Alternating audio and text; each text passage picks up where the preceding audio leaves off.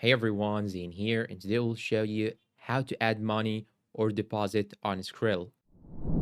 First, you'll have to open your Skrill application, and after you log in, you will find here this dashboard.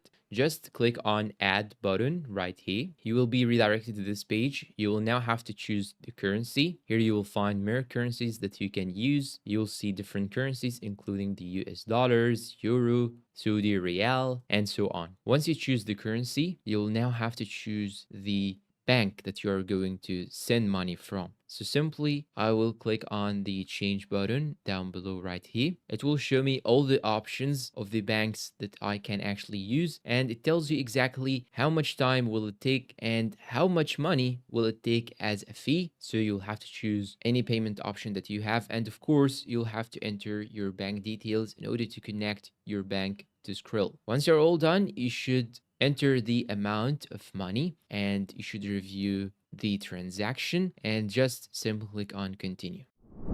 And that's all for today's video. Good luck depositing money on Skrill. Please support us with like and subscribe, and thank you for watching.